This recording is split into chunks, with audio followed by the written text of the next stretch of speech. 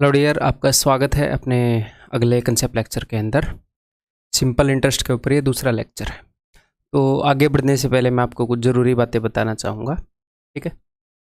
काफ़ी ज़रूरी है, सुनिए। जैसे फ़िलहाल मैंने क्या किया, मैं ये बातें इसलिए बताना चाहूँगा कि आप क्या पढ़ रहे हैं, वो कितना इम्पोर्टेंट है, कितना इम्पोर्टेंट नहीं, आपको ये सारी बातें पता चलेंगी। वो एक्चुअल में कितना वैल्यू रखता है जो चीज़ जहाँ से आप पढ़ रहे हैं, कितना इम्पैक्ट आपके सिलेक्शन पर डाल सकता है। और ये जानना ज़रूरी है। जब तक हमें ये नहीं पता चलेगा कि हमारे हाथ में, मान लो आपके हाथ में हीरा है, आपको हीरे की वैल्यू नहीं पता, तो आप उसको घुमा दोगे, उतना संभाल के नहीं रखोगे, है क्या पता कहाँ सस्ते में बेच दोगे। अगर आपको उसकी वैल्यू पता होगी तो देन आप उसको ठीक वैल्यू में बेचोगे, उसका ठीक यूज़ करोगे। तो जैसे कोई भी टीचर है वो कंसेप्ट कैसे इकट्ठे करता है, या फिर कोई भी टीचर है वो कंटेंट कैसे इकट्ठा करता है, कंसेप्ट या कंटेंट, ठीक है? इस सारी चीज़ को मैं कंटेंट ही बोलूँगा, कंसेप्ट प्लस क्वेश्चंस। ये सारा क्या है? ये सारा कंटेंट है कि मैं आपको कौन कौन से कंसेप्ट पढ़ा रहा हूँ, कौन से क्वेश्चन को कैसे सोल्व करना है ये बता रहा हूँ, और कौन कौन से क्वेश्चन मेरे पास इकट्ठे हैं जो मैं आपको दे रहा हूँ, जिनके ऊपर हम प्रैक्टिस करेंगे। That is content. And number 2 we have teaching skill. Teaching skill का क्या मतलब है? टीचिंग स्किल का मतलब है कि अगर मुझे आपको कोई बात समझानी है तो मैं किस वे से उसको समझा रहा हूँ। आप मेरे बताई हुई बात क्लियर कट समझ पाते हो, नहीं समझ पाते हो, वो डिपेंड करता है कि मेरी टीचिंग स्किल कैसी है। अगर टीचिंग स्किल अच्छी है तो देन इन चीज़ों को हम अच्छे से, मैं आप तक डिलीवर कर पाऊँगा, आप इन चीज़ों का भरपूर फ़ायदा उठा पाएंगे। तो ऑफ कोर्स टीचिंग स्किल जो है वही बंदे की लर्निंग कैपेसिटी पर भी डिपेंड करती है कि मैं कितने अच्छे से सीख सकता हूँ, कि सामने वाला कैसे सीखता है, कोई भी पर्सन कैसे सीखता है। और एक्सपीरियंस, अगर मैं जितने ज़्यादा साल पढ़ाता रहूँगा तो उतना ज़्यादा मुझे एक्सपीरियंस होता रहेगा, उतने ही अच्छे से मैं स्टूडेंट से डील करूँगा। एंड नंबर 2, ये जो कंटेंट है ये भी ऐसे ही ओवर द टाइम मैं जितनी मेहनत करूँगा, मान लो कोई भी एग्ज़ाम हुए हैं, कोई भी पहले एग्ज़ाम हुए हैं, CDS कितने सालों से हो रहे हैं, SSC कितने सालों से हो रहे हैं, तो मैं कितनी मेहनत कर सकता हूँ वहाँ से कंटेंट पिक करने के लिए, या फिर जो बढ़िया बढ़िया बुक्स हैं मार्केट में बाहर, ऑनलाइन जो सोर्सेज है, मैं कितनी मेहनत कर सकता हूँ वहाँ से कंटेंट पिक करने के लिए, ठीक है? तो ये तो जो है वो है, एक्सपीरियंस के साथ ग्रो होएगी। अगर आपको अच्छे से समझ में आ रहा है, बहुत बढ़िया है, उम्मीद है कि अच्छे से समझ में आ रहा होगा। अब इसके बारे में मैं कुछ बताना चाह रहा था, इसके ऊपर बात करते हैं कि आज के दिन मामला क्या है। आज के दिन ऑनलाइन जो एजुकेशन है उसका बहुत ज़्यादा ट्रेंड चला हुआ है, और लगभग हर एक चीज़ का जो ऑनलाइन वाला मॉड्यूल है ऑफलाइन के कंपैरिजन में, वो ज़्यादा स्पीड से चल रहा है। आप भी ये लेक्चर ऑनलाइन एजुकेशन के कारण ही देख रहे हैं, है ना? तो ऑनलाइन और ऑफलाइन एजुकेशन में एक और चेंज आया है, मैं टीचर के पर्सपेक्टिव से बोल रहा हूँ। जैसे मान लो मैं 5 साल से मान लो पढ़ा रहा हूँ, या मैं 7 साल से पढ़ा रहा हूँ, फॉर एग्जाम्पल। मान लो मैं 5 साल से पढ़ा रहा हूँ, तो मेरा जो ब्रेन है वो एक तरीके से फंक्शन करता है। कोई और टीचर है वो 7 साल से पढ़ा रहा है, कोई और टीचर है वो 4 साल से पढ़ा रहा है। तो एक ही कंसेप्ट को अलग अलग पर्सन अलग अलग नज़रिए से देखता है ना? मैक्सिमम कंसेप्ट को तो वो सेम तरीके से देखेंगे, लेकिन हर एक पर्सन का कई बार कुछ चीज़ों को देखने का जो नज़रिया है वो अलग हो जाता है। कई बार इस पर्सन का तरीका फास्ट होएगा, जिस वे से ये चीज़ देख रहा है, कई बार इसका फास्ट होएगा, कई बार इसका फास्ट होएगा, ठीक है? तो फिर मैंने क्या किया, मान लो मैं फ़िलहाल यहाँ पर हूँ, मैं ऐसे ग्रो कर रहा हूँ एक्सपीरियंस के साथ, मैं फ़िलहाल यहाँ पर हूँ और मेरे को 5 साल हो गए टीच करते हुए। तो और ग्रो करने के लिए मेरे को काफ़ी टाइम लग जाएगा। मान लो किसी स्टूडेंट के ऑलरेडी 95% मार्क्स आ रहे हैं, तो उसको 100% लेने के लिए उसको काफ़ी मेहनत करनी पड़ेगी। उस स्टूडेंट के कंपैरिजन में इसके 5% ही मार्क्स आ रहे हैं, उसको 10% लेने में उतनी मेहनत नहीं करनी पड़ेगी। तो ऑलरेडी अगर मैं इतने सालों से पढ़ा रहा हूँ और बार बार सेम सब्जेक्ट को पढ़ा रहा हूँ, तो स्टार्टिंग में काफ़ी तेज़ ग्रोथ होएगी, उसके बाद जो ग्रोथ की स्पीड है वो कम हो जाएगी। तो फिर मैंने एक काम किया कि अच्छा ठीक है, अगर मैं इतने साल से पढ़ा रहा हूँ मैंने अपना इतना टाइम, इतनी एनर्जी इस काम के अंदर डिवोट किया है, तो और लोगों ने भी डिवोट किया है। जी हाँ, डेफिनेटली। तो मैंने क्या किया कि जो टीचर कई कई सालों से पढ़ा रहे हैं उन सब का कंटेंट भी मैंने कंज्यूम किया, फ्री वाला भी, पेड वाला भी। और इसके अंदर कितने, जितने भी टीचर्स को आप ऑनलाइन इस मार्केट के अंदर जानते हैं, मतलब ऑलमोस्ट सबका जो मेरे को लगा कि हाँ ये डिसेंट वे में डिलीवर कर रहे हैं चीज़ें, अच्छी चीज़ें डिलीवर कर सकते हैं, 1% भी अगर मुझे चांस लगा तो मैंने उनकी बुक्स का कंटेंट, उनके कोर्सेज का कंटेंट, फ्री वाला, पेड वाला, हर एक कंज्यूम किया। तो उसमें मेरे को 2-3 तरह की चीज़ें मिली। 2-3 तरह की चीज़ें कैसी मिली? एक तो ऐसी चीज़ मिली जो वो टीचर थोड़े से बेटर वे में पढ़ा रहे थे, मेरे से थोड़े से बेटर वे में एक कंसेप्ट को पढ़ा रहे हैं। मैं कहे तो बहुत बढ़िया है, यहाँ पर मेरे को कुछ सीखने को मिला। दूसरी ऐसी चीज़ मिली कि लगभग 80% to 90% की सारे टीचर एक तरीके से पढ़ा रहे हैं, क्योंकि अल्टीमेटली तो सारे आदमी हैं, एक ही तरीके से चीज़ों को देख रहे हैं। Over the period of time सारे एक बेस्ट तरीके से चीज़ों को सॉल्व करने लग जाते हैं। यहाँ पर मैं कंटेंट की बात कर रहा हूँ कि कंसेप्ट कौन से यूज़ हो रहे हैं, क्वेश्चंस की कलेक्शन क्या है। और तीसरी ऐसी चीज़ें मिली जहाँ पर मैं फास्ट हूँ, कि भाई यहाँ पर इस कंसेप्ट को जिस नज़रिए से मैं देखता हूँ वो फास्ट है, ये टीचर यहाँ पर ये स्लो कर रहे हैं, ये इम्प्रूव कर सकते हैं। ठीक है, तो जहाँ पर मैं फास्ट था वहाँ पर तो इम्प्रूवमेंट नहीं हुई, जो 80-90% सेम था वहाँ पर इम्प्रूवमेंट नहीं हुई। जहाँ पर दूसरे टीचर फास्ट थे वहाँ पर मेरे को फास्ट कंसेप्ट मिला है। और कई बार क्या हुआ कि ये उस तरीके से फास्ट हैं, जब इनका दिमाग मिला और मेरा दिमाग मिला, दोनों का देखने का नज़रिया मिला, तो ये तरीका था, इससे भी फास्ट तरीका ओवरऑल मैंने डेवलप कर लिया, मतलब मैं डेवलप कर पाया। वो उस तरीके से देख रहे हैं, मैं इस तरीके से, मैंने आज तक उस तरीके से देखा नहीं था, मैंने देखा तो और फास्ट तरीका आ गया। यहाँ पर जो मुझे तरीका मिला उससे ही फास्ट तरीका मुझे मिल गया। तो क्या हुआ, सपोज मैंने 200 घंटे का कंटेंट देखा कहीं पर, तो हो सकता है वहाँ पर मुझे 5 ही कंसेप्ट ऐसे मिले हों जहाँ पर चीज़ें इंप्रूव हुई हों, लेकिन एक टाइम के बाद तो जो ग्रोथ है वो धीरे धीरे ही होती है। तो ये सारी चीज़ें मैं आपको क्यों बता रहा हूँ, ये सारी चीज़ें मैं आपको ये इसलिए बता रहा हूँ कि फ़िलहाल जो आप कोर्स कर रहे हैं उसके अंदर जो कंटेंट है, यानी कि जो कंसेप्ट्स हैं क्वेश्चंस को सॉल्व करने में यूज़ हो रहे हैं, जो क्वेश्चंस की कलेक्शन है वो टॉप नॉच है। मैंने इसके पीछे बहुत ज़्यादा मेहनत कर रखी है, मैंने अपनी मेहनत भी इसके अंदर जोड़ी है और भी लोगों की मेहनत मैंने, अगर मैं किसी एक्सपर्ट की मदद लेता हूँ तो क्या होएगा, जो जर्नी 3 साल में हम कवर करेंगे वो हम 1 महीने में कवर कर जाएंगे। ठीक है, तो जो भी कंटेंट अवेलेबल है उसमें से बेस्ट चीज़ें आपको यहाँ पर मिल रही हैं। ये बेस्ट चीज़ों का मिक्सचर है फिलहाल जो आपको चीज़ें मिल रही। क्लियर है? ये नहीं है कि सिर्फ टीचर्स का कंटेंट, जितने भी प्रीवियस ईयर पेपर रेलवे के हैं, CDS के हैं, SSC के हैं, वो सारे भी सॉल्व करके, कैट के जितने भी क्वेश्चन हैं उनमें से रिलेवेंट क्वेश्चन उठाए गए हैं। जो मतलब जो अपनी NCERT, RD शर्मा वो जो बुक्स है वहाँ से भी एडवांस मैथ्स के लिए बहुत सारे क्वेश्चन उठाए गए हैं। मतलब मैंने बहुत सारे क्वेश्चन सोल्व किए हैं, तब जाके आपको ये मैथ्स का कोर्स मिल रहा है फिलहाल। ठीक है, तो टीचिंग स्किल मेरी जैसी है, अगर आपके साथ रिदम बन रही है तो दैट इज़ परफेक्ट। तो ये मैं क्यों बता रहा हूँ, ताकि आपको पता चले कि जो चीज़ आपको दी गई है वो कितनी खतरनाक है। इसके बाद आपको एक भी क्वेश्चन कहीं से करने की ज़रूरत नहीं है, एक सिंगल क्वेश्चन भी। इसी कोर्स को रिपीट करते रहो। इसके बाद आप डायरेक्टली क्या करो, सिर्फ मॉक टेस्ट दो। ठीक है, मॉक टेस्ट किसी भी बढ़िया कंपनी के उठा के दो। वहाँ पर आजकल बहुत सारी मॉक टेस्ट की कंपनियाँ प्रीवियस ईयर पेपर के मॉक टेस्ट भी दे रहे हैं, उनको भी दो। जो वो खुद बना रही है उनको भी दो, और अपनी स्ट्रेटजी अटेम्प्ट करने की बनाओ। कंटेंट के लिए आपको कोई भी टेंशन लेने की ज़रूरत नहीं है। ठीक है, this is the best content available now. And 2 तरीके से कंटेंट आपको दिया जा सकता है। एक तो आपको कंटेंट दिया जा सकता है कि मैं आपको लाइव पढ़ा दूं, और दूसरा आपको कंटेंट दिया जा सकता है कि मैं आपको रिकॉर्ड करके पढ़ा दूं, रिकॉर्ड है, रिकॉर्डिंग मैं आपको दे दूं। और एक तीसरे तरीके से कंटेंट दिया जाता है VOD बैच की, लाइव का ही रिकॉर्डिंग आपको दे दिया।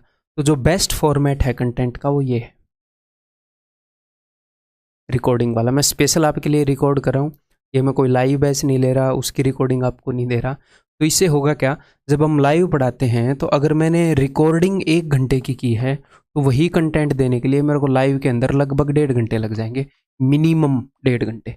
तो अगर 200 घंटे का मैं आपको कंटेंट दे रहा हूँ तो वही कंटेंट 300 घंटे में आपको दिया जाएगा।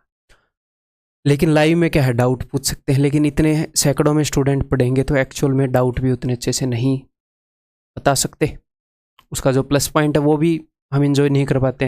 हालांकि एक्सपीरियंस के साथ मेरे को पता है कि आप कहाँ पर फंसेंगे, उस चीज़ को मैं 2 या 3 बार एक्सप्लेन कर देता हूँ। तो मेरे को नहीं लगता इस कोर्स के अंदर आपको कोई डाउट आ रहा होगा, और जहाँ पर भी डाउट आ रहा होगा यानी कि उस पार्ट में आपको सोचने की ज़रूरत है। कई क्वेश्चन ऐसे हैं जहाँ पर आपको अपना दिमाग लगाना पड़ेगा बैठ के, फिर वो क्लियर होंगे। और जो VOD वाला है ये तो सबसे बेकार पैटर्न हो गया उस हिसाब से, तो क्योंकि वो ना ही आप डाउट पूछ पा रहे हो और फिर भी बिना वजह लंबा कंटेंट मिल रहा है। तो आपको बेस्ट कंटेंट मिल रहा है, बेस्ट फॉर्मेट में मिल रहा है। ये जो कंटेंट मैं आपको दे रहा हूँ इसको पूरा करना कोई छोटी मोटी बात नहीं है, लेकिन अगर आप एक्चुअल में सिलेक्शन लेना चाह रहे हैं तो इसे 2-3 बार रिपीट कर लो। आपके सिलेक्शन को कोई नहीं रोक सकता, कोई नहीं रोक सकता। सीधी बात मैं बता रहा हूँ, मैंने आपको बता दिया आपको कितनी खतरनाक चीज़ मिल रही है, तो 100% कॉन्फिडेंट होके आप इसे यूज़ करें। ठीक है, हाँ 11 मिनट मैंने ये बात आपको बताई है तो ये बहुत ज़्यादा ज़रूरी थी। तो अब हम स्टार्ट कर लें अपने कंसेप्ट लेक्चर 2 को। तो पेन एंड नोटबुक ले आओ। अब हम धीरे धीरे अपने, मैं आपका बेस बना चुका हूँ, ठीक ठाक सा बेस। सिंपल इंटरेस्ट के अंदर बेसिक चीज़ें हम समझ रहे हैं, तो धीरे धीरे और बढ़िया थोड़े से और बढ़िया लेवल के क्वेश्चन आगे हम यहाँ पर डिस्कस कर रहे होंगे। हर एक क्वेश्चन का सोल्यूशन मेरा देखने से पहले आपने खुद सॉल्व करना है, फिर मेरा सोल्यूशन देखना है। ठीक है, तो जो 1 घंटे की क्लास है उसे देखने में हो सकता है आपको 1.5 घंटे लग जाए, 2 घंटे लग जाए, तो वो तो ऐसे लगेगा ही।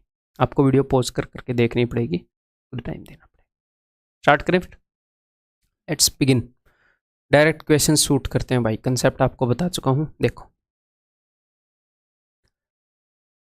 ₹500 वाज, और ध्यान से प्यार से, कोई जल्दबाजी नहीं, आराम से स्टेटमेंट को समझते हुए क्वेश्चन को करना है। कोई जल्दबाजी नहीं, कोई ट्रेन नहीं छूट रही, आराम से प्यार से, सीखने में टाइम लगता है।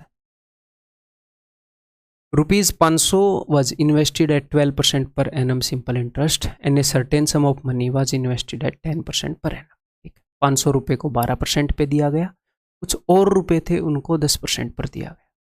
If the sum of interest on both the sum, और दोनों सम के ऊपर जो ब्याज लगा ऑन बोथ द सम, 4 साल में वो 480 था। तो दोनों सम्स के ऊपर 4 साल में 480 रुपये लगा, 1 साल में कितना लगा होगा लिखने की जरूरत नहीं है। 120 रुपये, 120 रुपये ब्याज लग रहा है दोनों सम के ऊपर मिला के 1 साल में। अब देखो ये ब्याज 2 जगह से आया है, एक तो 500 रुपये के ऊपर 12%, और एक और सम है पता नहीं वो कितना है, उसके ऊपर 10%। तो 500 का 12% भी निकाल सकता हूँ। 500 का 12% क्या है जी, 12 पंजे 60, तो 60 रुपये तो यहाँ से आया, और बाकी के जो 60 रुपये, टोटल ब्याज 120 आया, बाकी के जो 60 रुपये आए हैं वो आए हैं किसी और सम के ऊपर जब 10% ब्याज लगा। तो उस सम का 10% क्या है, 60, तो उस सम का 100% क्या हो जाएगा जी, 600। तो जो दूसरा सम दिया गया था वो 600 रुपये था। ठीक है, क्लियर है, समझ रहे हैं, आगे बढ़े। ये देखो, A lands ₹2,500 to B and A certain sum to C. A ने कुछ रुपए बी को दिए 2,500 और कुछ रुपए सी को दिए at the same time at 7% annual simple interest, यानी कि 7% रेट लग रही है पर एनम। ठीक, आफ्टर 4 ईयर्स ए को 1120 रुपये मिले from B and C, then the sum lend to C. पिछले वाले क्वेश्चन जैसा ही है, 4 साल में उसको दोनों जगह से जो ब्याज मिला वो इतना मिला 4 साल में। 1 साल में कितना मिला होगा, ये मनी मन में कर सकते हैं। 112 का आधा होता है जी 56, 56 का आधा 28, यानी कि 280 रुपये। 1 साल में 280 रुपये ब्याज लग रहा है। ठीक है जी, तो ये जो ब्याज लग रहा है ये किस रेट के हिसाब से लग रहा है, 2,500 के ऊपर भी 7% और जो दूसरा सम था उसका भी 7%। तो ये जितना भी टोटल रुपया दिया गया है उसके ऊपर 7% के हिसाब से रेट लग रहा है। तो ये मतलब कि जो भी टोटल रुपये दिए गए थे, ए ने कुछ बी को दिए कुछ सी को दिए, जो भी उसने टोटल दोनों को दिए उससे भी 7% ब्याज ले रहा है, उससे भी 7% ब्याज ले रहा है। ओवरऑल वो जितना भी रुपया उसने उधार दिया उसका 7% ब्याज ले पा रहा है 1 साल में। तो अगर 7% की वैल्यू इतनी है तो ये 7 का 40 गुना है, 7 चौके 28, तो 100% की वैल्यू कितनी हो जाएगी, 4000। ओवरऑल उसने 4000 रुपये दे रखे हैं, तभी वो 280 रुपये ले पा रहा है एज ए ब्याज एक साल में। तो इस 4000 में से उसने 2500 दे रखे हैं जी बी को, तो सी को कितने दिए होंगे, बाकी के 1500 दिए होंगे सी को। तो यहाँ पर उम्मीद है कि हम एंजॉय कर रहे होंगे, हम सीख पा रहे होंगे चीज़ों को। ठीक है, एक बार फिर से बता दूं, मुश्किल नहीं है फिर भी बता दूं। टोटल ब्याज 4 साल में इतना मिला, तो मैंने 1 साल का ब्याज निकाल लिया, अच्छा जी। और ओवरऑल वो 7% ब्याज इंजॉय कर रहा है, तो 7% की वैल्यू ये होएगी। तो 100% यानी कि 4000 रुपये दे रखे हैं, उसमें से 2500 दे रखे हैं ए को, तो बाकी के 1500 दे रखे हैं किसको, सी को।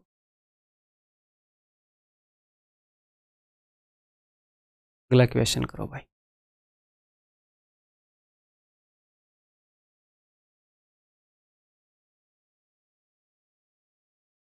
एक बार ये मेरे को वीडियो मैं पॉज नहीं करूँगा, मैं चलता रहने दूंगा, यानी शायद घर में कोई घुसा है क्या।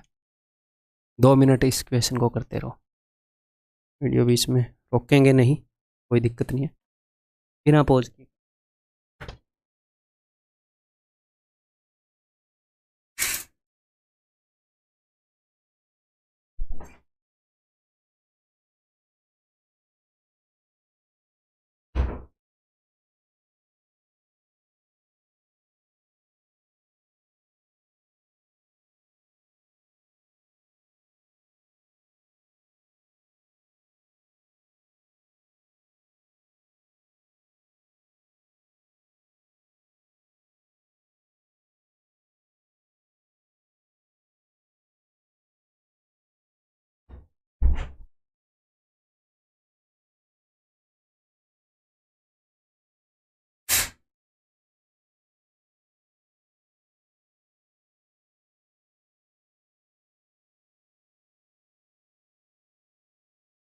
हाँ भाई, कोई नहीं घुसा, पड़ोसियों के घर से आवाज़ आ रही होगी।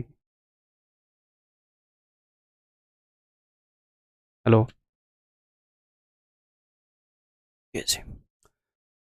A lent ₹5000 to B for 2 years and ₹3000 to C for 4 years। A ने 5000 रुपये B को दिए 2 साल के लिए, 3000 रुपये C को दिए 4 साल के लिए। ठीक है भाई, eight the same rate of interest, same rate के ऊपर दिए, एंड रिसीव्ड, हम मैंने मान लिया कि R% रेट पर दिए होंगे, कि जो रेट ऑफ इंटरेस्ट है वो R% है, R% पर एनम, हर साल वो R% ब्याज ले रहा है। ठीक है, at the same rate of interest and received 2200 rupees in all from both as interest।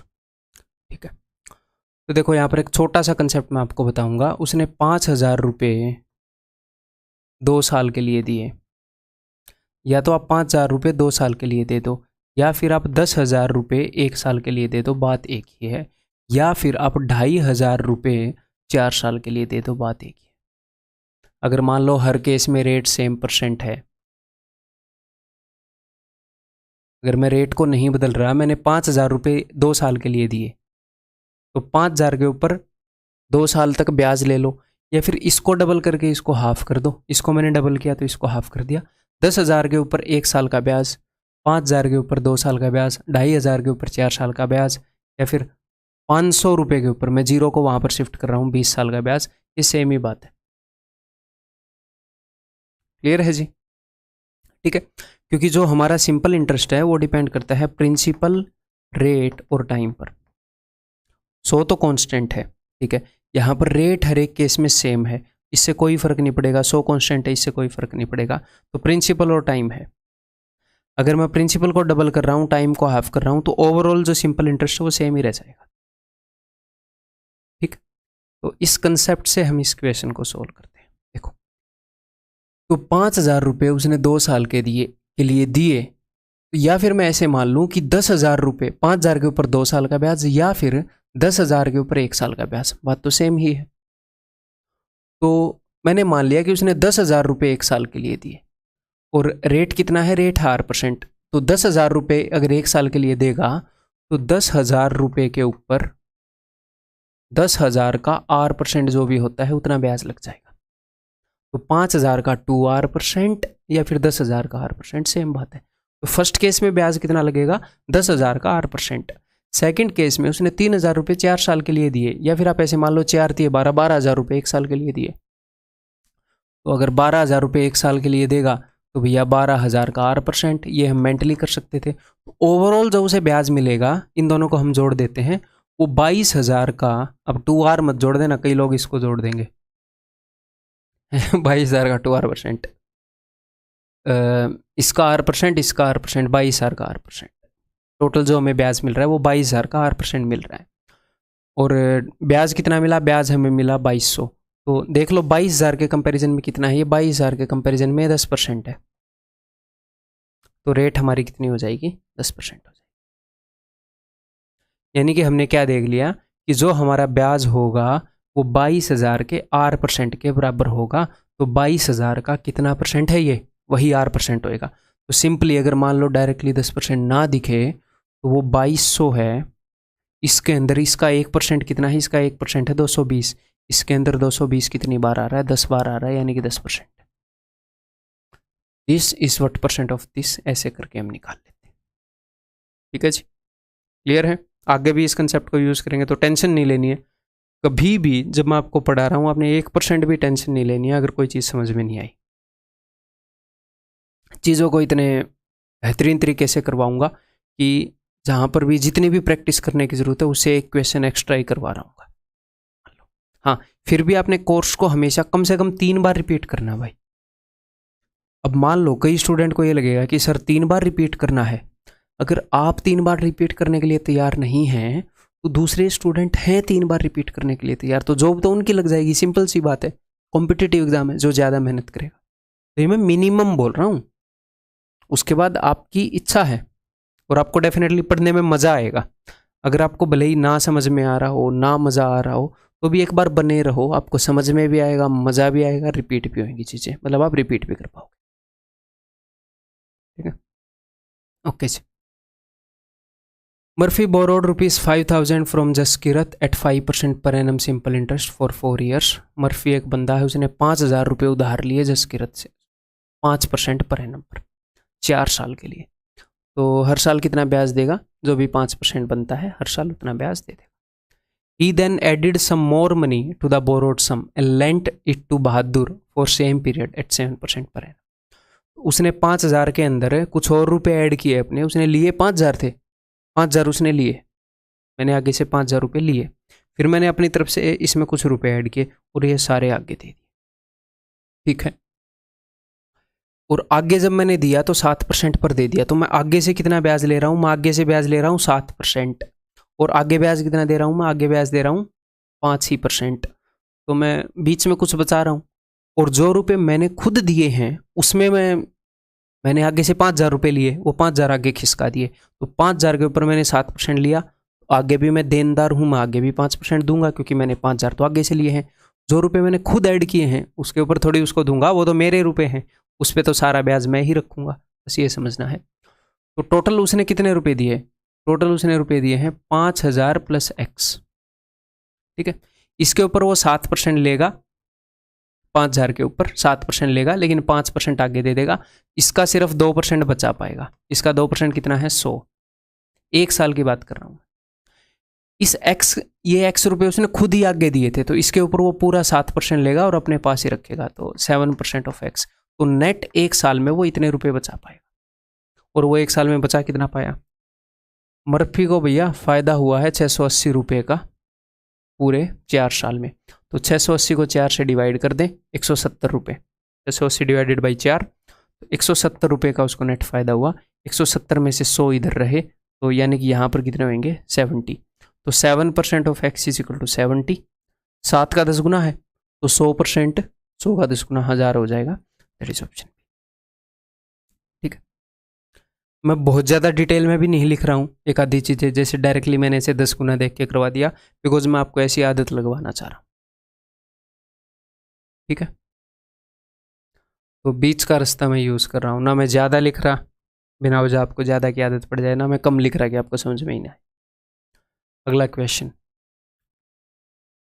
Gopal borrows rupees x from Ankit at 8% annual interest. He then adds rupees y of his own money and lends rupees x plus y to Ishaan at 10%। उसने आगे से कितने रुपए लिए हैं जी? मैंने कहीं से x रुपए लिए, ठीक है, फिर मैंने उसके अंदर वाई रुपये और ऐड लिए, वाई रुपये और ऐड किए और आगे दे दिए। तो जो एक्स रुपये मैंने आगे से लिए थे उसके ऊपर आगे से मैंने जिस रेट पर रुपए लिए हैं उतने रुपए देने पड़ेंगे, लेकिन वाई रुपये मेरे खुद के हैं, उनका सारा ब्याज मैं खुद रखूँ। ठीक है, तो उसने किस रेट पर लिए हैं? गोपाल ने अंकित से 8% पर लिए हैं।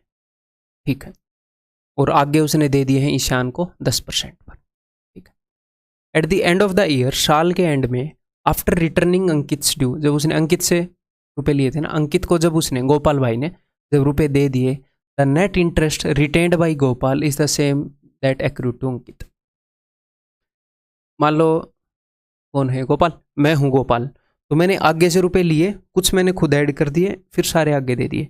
तो साल के एंड में क्या हुआ, मैंने उसको जितना इंटरेस्ट दिया है बंदे को, उससे रुपए लिए थे, उसके पास जितनी बचत हुई है और मेरे पास जो बचत हुई है वो सेम है। तो आगे से मैंने कितने रुपए लिए थे? मैंने सिर्फ एक्स लिए थे। तो अंकित को मैंने 8% पर लिए थे, तो उसको तो मैं 8% दे दूंगा, 8% ऑफ एक्स में दे दूंगा, ये ले भाई, तेरे से एक्स रुपए लिए हैं 8% पर, ले एक्स का 8%। अब मेरे पास कितने बचेंगे? मैंने आगे एक्स प्लस वाई दिए हैं, तो इस पूरे के ऊपर 10% मामला आएगा मेरे पास, इस पूरे का 10%। तो एक्स का 8% तो मैं आगे फॉरवर्ड कर दूंगा, मेरे पास एक्स के 2% की बचत होगी, और वाई जो है ये मेरा ही रुपया है, वाई का पूरा 10% की बचत होगी, 10% ऑफ वाई। तो ये मेरी बचत है और ये उस बंदे की बचत है, और ये दोनों इक्वल हैं। तो यहाँ पर हमें पता लग रहा है कि 6% of x is 10% of y. यहाँ पर एक्स और वाई का रेशियो हम निकाल सकते हैं, 2 से काट दिया मैंने। ठीक है, अब आगे इन्होंने क्या बताया है, ध्यान से सुनिएगा। ऑन दी अदर हैंड, ये तो इस हैंड पर रुपए लिए थे, अब दूसरे हैंड की बात हो रही, दूसरे हाथ पर। On the other hand, had Gopal lent x plus 2y to Ishaan at 10%, उसने एक्चुअल में क्या किया, एक्स रुपए लिए और उसके अंदर y ऐड करके दे दिए। अब ये बोल रहे हैं कि अगर ये y और ऐड कर देता, उसने सिर्फ y ऐड किया, एक y और ऐड कर देता और 10% पर ही देता, then the net interest retained by him would have increased by ₹150। तो जो नेट इंटरेस्ट जितना भी उसको फायदा हुआ है वो 150 रुपये और ज़्यादा हो जाता। तो अगर ये वाई रुपीज़ और ऐड कर देता तो इसको परसेंटेज में फ़ायदा बताओ कितना, रेट 10% है, 10% ब्याज ले रहा है, तो वाई और ऐड कर देता तो भाई वाई का 10% और फ़ायदा होना स्टार्ट हो जाता। जितने रुपए एक्स्ट्रा ऐड करेगा उसका 10% और फ़ायदा हो जाएगा, 10% ब्याज ले रहा है, तो उसको 10% ऑफ वाई फ़ायदा और हो जाता परसेंटेज में, और रुपए में ये बोल रहे हैं 150 फ़ायदा हुआ, यानी कि 10% of y is equal to 150, therefore y is equal to 1500, 100% of y. और y की वैल्यू अगर 1500 है, कितने गुना है, 50 गुना। अब वो पूछ क्या रहे हैं, आप पूछते रहे भैया आपसे, if all the interest are simple then find the value of x plus y, x plus y की वैल्यू, x की वैल्यू ये है, y की वैल्यू ये है, तो 5 और 3 8, 8 यूनिट की वैल्यू पूछ रहा है। ठीक है भैया, 50 गुना कर दो, 8 इंटू 50 कितना आ जाएगा, 400, 50 गुना है क्या, तो 8 में 400 ही आएगा, 4000 तो नहीं आएगा। 10% की वैल्यू इतनी है, 50 नहीं 500 गुना है, वही मैं सोच रहा। Answer will be option B. Clear है, आगे बढ़ जाएं। अगला क्वेश्चन बताओ। If the simple interest on a certain sum of money for 15 months at 7.5% per annum exceeds, अगर किसी रुपये के ऊपर ये जो ब्याज है ये ज़्यादा है इस ब्याज से, ऊपर कितने परसेंट ब्याज लगेगा भैया, ब्याज कितने परसेंट लगता है, ब्याज कितने परसेंट लगता है, R इंटू टी %। परसेंटेज में ब्याज देखना है तो R इंटू टी, यही करूँगा। तो पहले वाले केस में ब्याज कितना लग रहा है, इसको मैं साल में कन्वर्ट करूँगा, ये मंथ है तो मैं 12 से डिवाइड करूँगा, एक साल में 12 महीने होते हैं। तो ऊपर वाले केस में ब्याज लग रहा है 15/12 गुणा 15/2%, और सेकंड वाले केस में कितने परसेंट ब्याज लग रहा है, 8 महीने, तो 8/12 गुणा 25/2%। ये परसेंटेज में है, यहाँ पर इतने परसेंट, यहाँ पर इतने परसेंट, तो इन दोनों का डिफरेंस उसने बता रखा है, तो मैं यहाँ पर डिफरेंस ले लूँ। नीचे 24 है, ठीक है, 15 इंटू 15 225, 25 8 200, 225 माइनस 225, तो 25/24% का फर्क आएगा दोनों इंटरेस्ट के बीच में। 25/24% किस चीज़ का, प्रिंसिपल का, तो प्रिंसिपल का 25/24% इतना है, तो प्रिंसिपल कितना होएगा, तो इसको मैं 25/24 से डिवाइड कर रहा हूं।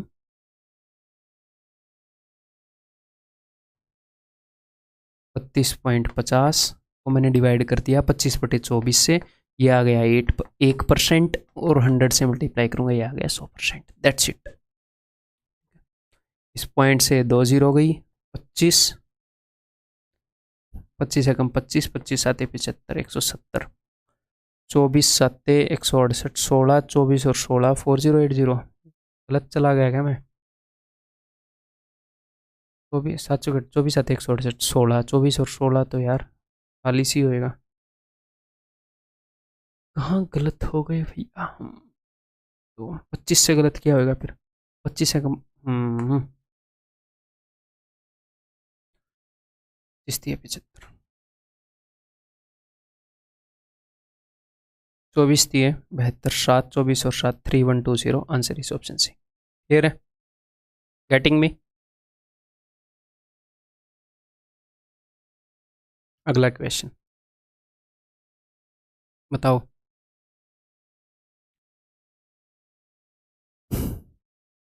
The difference between the simple interest received from two different sources on rupees 1500। 1500 रुपये को अगर दो अलग अलग सोर्सेज पर दे दें, अलग परसेंट पर दे दें, अलग परसेंट पर दे दें, तो 3 साल में जो डिफरेंस आता है वो आता है 13.50 रुपये का। भैया मान लो आप 1500 रुपये को 7% पर दे रहे हो, 5% पर दे रहे हो, है? तो 1 साल में कितने का फर्क आएगा? तो 1 साल में 2% का फर्क आएगा, सीधा सीधा। तो जो भी फर्क आएगा वो हम देख लेते हैं कितने परसेंट है। यहाँ पर देखो जरा, जो भी फर्क आया है वो 1500 का कितना परसेंट है? तो 1500 का 1% है 15। अगर मैं 15 को 9 गुना करूँ, 15 नहीं में 135, तो 135 का ये 1/10 है। तो ये इसका 9% नहीं है, ये इसका 0.9% है। तो इसका मतलब जो ब्याज में फर्क आया है वो 0.9% है 3 साल में। अगर 3 साल में 0.9% का फर्क क्रिएट हुआ है, तो जो रेट थी उन दोनों के बीच में 0.3% का फर्क था। मुझे पता नहीं यहाँ पर कितनी रेट थी, यहाँ पर 5 हो सकती है, यहाँ पर 5.3 हो सकती है, यहाँ पर 7 हो सकती है, यहाँ पर 7.3 हो सकती है, बट इनके बीच में जो फर्क है वो 0.3 का, इतना श्योर है। ठीक है। Then the difference between their rates of interest, यहाँ पर ये रुपीज़ नहीं आएगा, difference between their rates of interest is equal to, ये पता नहीं परसेंटेज यहाँ पे क्यों नहीं है, होना चाहिए, इट्स ऑप्शन सी। फिर या फिर आप ऐसे देख सकते हो, कैसे देख सकते हो कि 3 साल में इतना फर्क हुआ है, तो 1 साल में कितना फर्क होता है भाई? इसको 3 से डिवाइड करो, 4.5 रुपीज़ का। 1 साल में इतना फर्क होता तो 4.5 रुपीज़ इसका कितना परसेंट है वो हम देख लेते। तो इसका 1% है 15, तो मैं 15 से डिवाइड कर दूंगा, देख लूंगा भैया कितने परसेंट है। 15 × 45 0.3, तो 0.3%, सॉरी 0.3%। क्लियर है?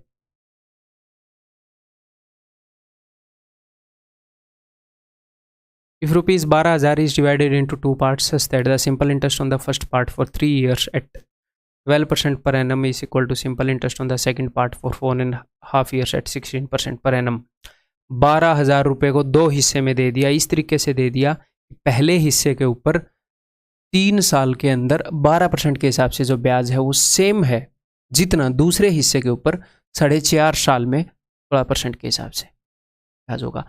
तो फर्स्ट पार्ट को मैंने मान लिया कि भैया एफ रुपीज़ होंगे, एफ का कितने परसेंट की हम बात कर रहे हैं, तो ब्याज कितने परसेंट लगता है वो कैसे पता चलता है? रेट इनटू टाइम, ब्याज कितने परसेंट है, तो एफ का कितने परसेंट, एफ का 12 तो ये 36% is equal to, second sum मैंने एस मान लिया, एस का बस मल्टीप्लाई कर दो 16 × 9/2। एग्जैक्ट निकालना जरूरी नहीं है, अलग से ऐसे ही रख दो, इनको काटते रहो।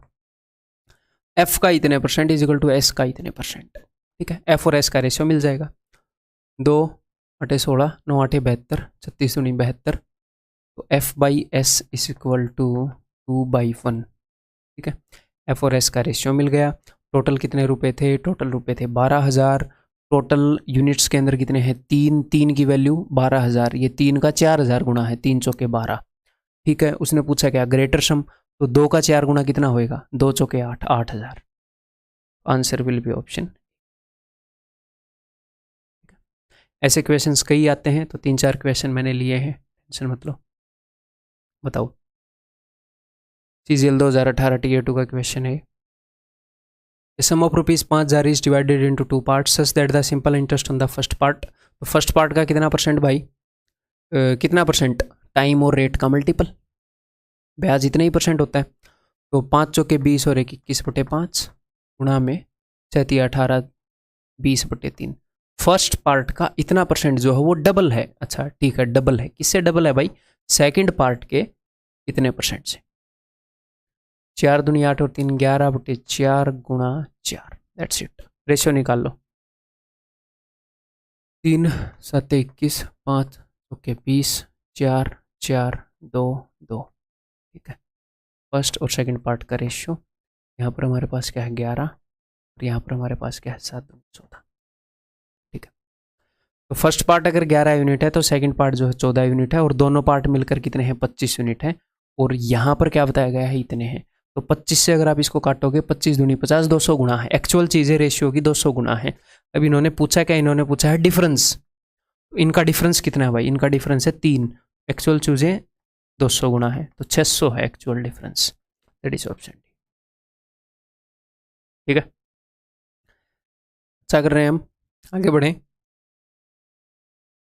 बताओ, ये सबसे मुश्किल फॉर्मेट है चीज़ों को ऐसे रिकॉर्ड करके देने का, क्योंकि मैं भी बीच में इतना रुक नहीं सकता। क्यों नहीं रुक सकता, क्योंकि रिकॉर्डिंग चल रही है, मैं क्या रुकूंगा। लाइव हो तो मैं आपको सॉल्व करने का टाइम दूंगा, अब तो आप पॉज करके कर लेंगे, बट मोस्ट एफिशिएंट वे है तो ठीक है, बढ़िया है, हम दोनों के लिए ठीक है। A sum of rupees 50,250 is divided into 2 parts such that the simple interest on the first part for this much time this much rate। तो फर्स्ट पार्ट के ऊपर कितना ब्याज भाई, 7.5 साल यानी कि 15/2, रेट क्या है 3824 और 25/3। दिस इज 5/2 टाइम्स, किसका 5/2 टाइम्स है, सेकंड पार्ट के ऊपर। एक्चुअल क्वेश्चन है 2020 के Tier 2 का ये 21/4, इसको मैं लिख रहा हूँ 5 के 20 21/4 गुणा 8, सॉल्व कर लो। 3 5 15, 2 से 2 गया, ठीक है।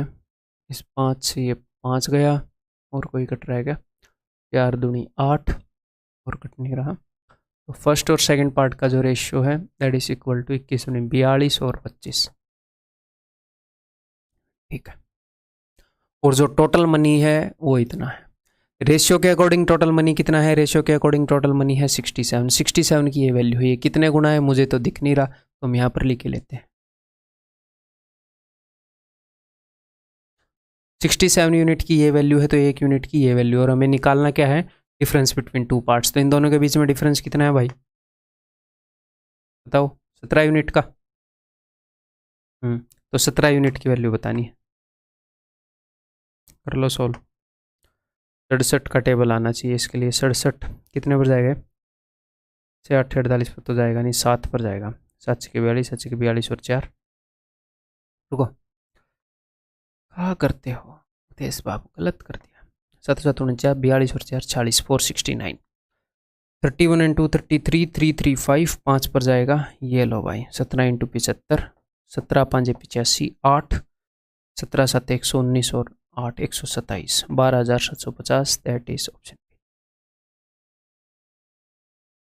ठीक है। क्लियर है, इस तरह इक्वेशन कर लेंगे। उसी तरह क्वेश्चन है, करो। A person had left an amount of rupees 1,20,000 to be divided between his 2 sons aged 14 year and 12 year such that they get equal amount, ताकि उनको इक्वल अमाउंट्स मिले। When each attains 18 years of age, जब हर एक बंदे की उम्र 18 साल हो जाए, ठीक है। If the amount gets a simple interest of 5% per annum, अगर जो रेट ऑफ सिंपल इंटरेस्ट है वो 5% पर एनम है, the younger son share at present is, फिलहाल यंगर सन का शेयर क्या है। तो ये देखो, ये इसका एल्डर सन है, ये बड़ा है, ये छोटा है। एल्डर सन को उसने जो भी रुपए दिए हैं उसको कितना टाइम मिल रहा है ग्रो होने के लिए, 4 साल। एल्डर सन का अमाउंट मैंने मान लिया ई, तो मान लो एल्डर को ई रुपए दिए, यंगर को वाई रुपए दिए। एल्डरसन को उसने जितने भी रुपए दिए हैं उसके ऊपर 4 साल ब्याज लगा है 5% के हिसाब से, तो 5 चौके 20% ब्याज लगा है ओवरऑल। लेकिन यहाँ पर सिंपल इंटरेस्ट इक्वल नहीं है, इक्वल अमाउंट्स, अमाउंट इक्वल है, मिश्र धन इक्वल है। तो अगर इंटरेस्ट 20% लगा है तो अमाउंट क्या है, ई का 120%। ये बराबर है अगर यंगर सन को वाई रुपए मिले हैं उसका कितने परसेंट, 12 साल उम्र है उसकी, तो 18 साल का जब वो होएगा तो टोटल 6 साल उसके और बचते हैं। तो 6 साल 5% के हिसाब से 6 5 30, 30% ब्याज लगेगा, नेट अमाउंट विल भी 130%। एल्डर सन का 120% इज इक्वल टू यंगर सन को जो रुपये मिले उसका 130%। तो आपको एल्डर और यंगर का रेशियो मिल जाएगा। ठीक है जी, 13:12। क्लियर। तो उसने नेट कितने रुपए बांटे थे, नेट इतने रुपए बांटे थे, तो 13 और 12 25, तो 25 रुपए की वैल्यू ये है। क्या पूछ रहे हैं वे, यंगर सन को कितना मिला, तो 12 की वैल्यू पूछ रहे हैं। अगर 25 की वैल्यू वो है तो 1 की वैल्यू कितनी होएगी, ये 12 की वैल्यू कितनी होएगी, 25 चौके 100। अब मेरे पास 12 है, 12 है, एक 4 है, इस 4 में से एक 2 इधर दे दो, एक 2 इधर दे दो, दोनों 24 हो जाएंगे। और बिकॉज स्क्वायर करना हमारे लिए इजी होता है और 24 का स्क्वायर तो हमें याद है 576।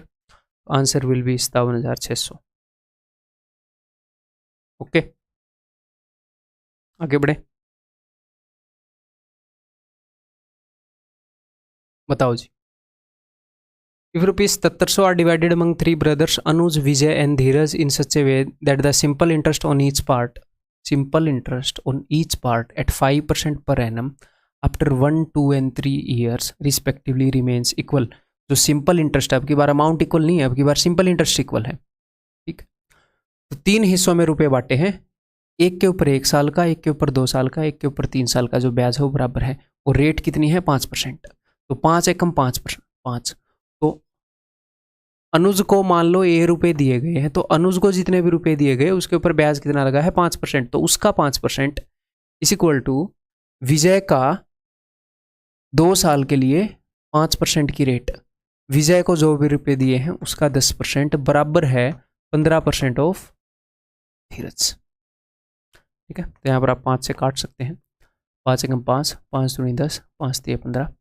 और जब भी आपके सामने ऐसी सिचुएशन आए तो आपने क्या करना होता है, हम रेशियो में सीखेंगे ऐसे। ठीक है, अब यहाँ पर 2 काम कर सकते हैं। एक तो ऐसे कर सकते हैं कि आपको ए वी और डी का रेशियो मिल जाएगा, ए वी और डी का। अगर ए वी और डी के गुणा में जो भी चीज़ें हैं उनका रेसिप्रोकल वहाँ पर लिख दो। 1 का रेसिप्रोकल 1/1, 2 का रेसिप्रोकल 1/2, 3 का रेसिप्रोकल 1/3, और इन सब को आप मल्टीप्लाई कर दो 3, 2 और 1 के एलसीएम से, यानी कि 6 से। हम रेशियो को सेम चीज़ से मल्टीप्लाई करेंगे तो कोई फर्क नहीं पड़ता, रेशियो तो रेशियो रहता है। अगर 2 चीज़ों का रेशियो 1:2 है और आपने इनको डबल कर दिया तो रेशियो 2:4 हो जाएगा, वो बात तो सेम ही है, ये डबल है इससे। तो 6 3 2 ये हम रेशियो के अंदर सीखने वाले हैं। या फिर हम ये कर सकते हैं, इसी चीज़ को अचीव करने का एक थोड़ा सा इसे फास्ट तरीका है।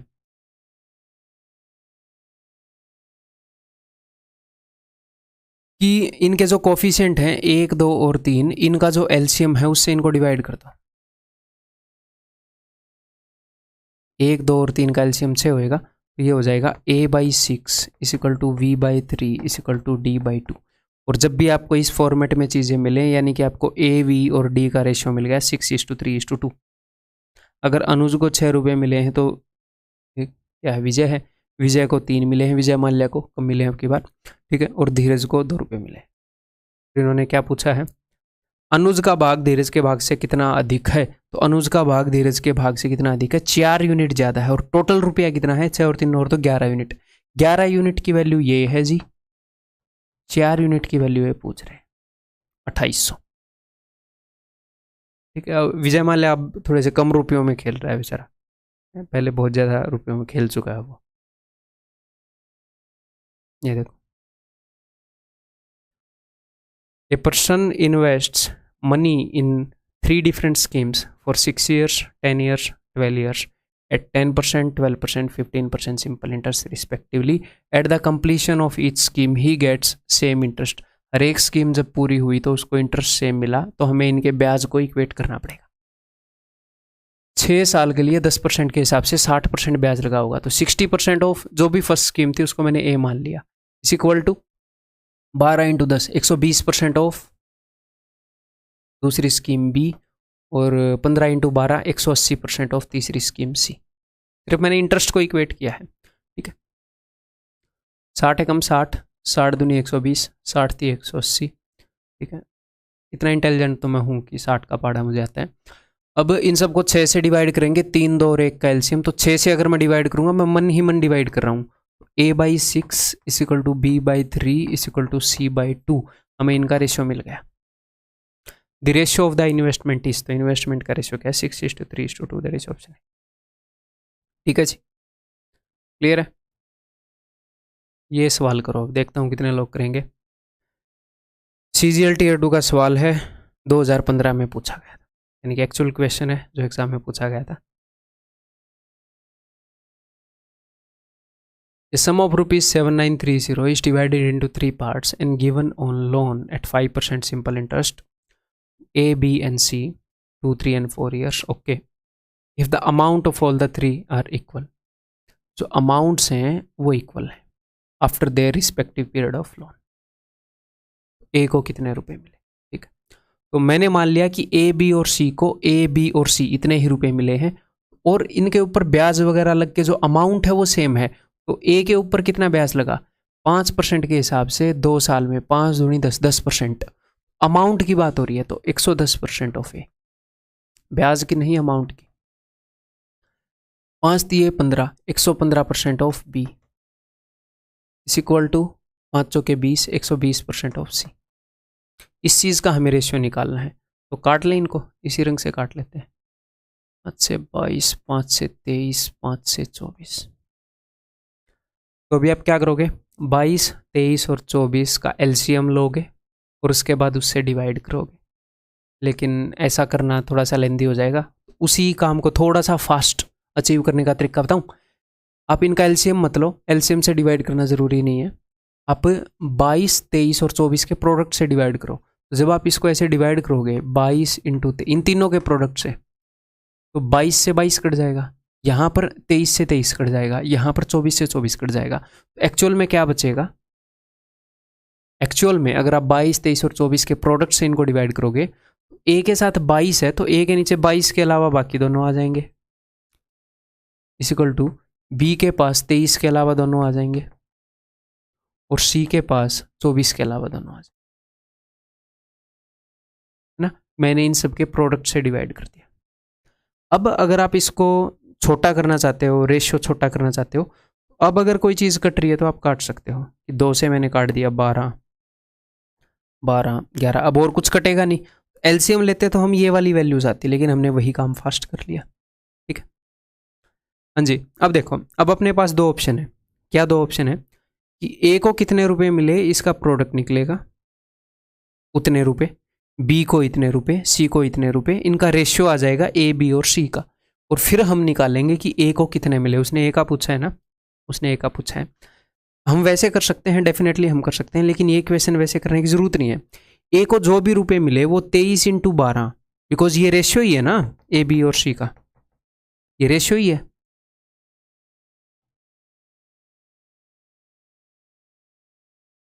तो ए को जो भी रुपए मिले वो 23 का मल्टीपल है। ये एक्चुअल क्वेश्चन है, एग्जाम में आया हुआ एक्चुअल वैल्यूज है, मैंने कुछ भी चेंज नहीं किया है।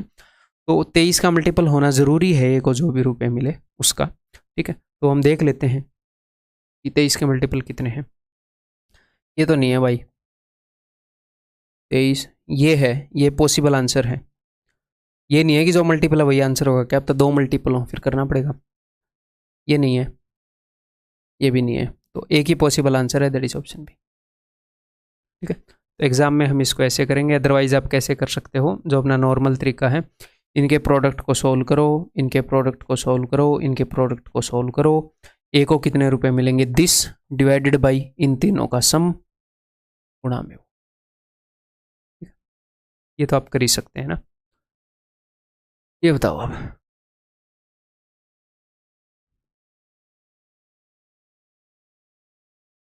पानी की बोतल में लाया नहीं, मैं थोड़ा सा रेस्ट ले लेता हूँ ऐसे ही।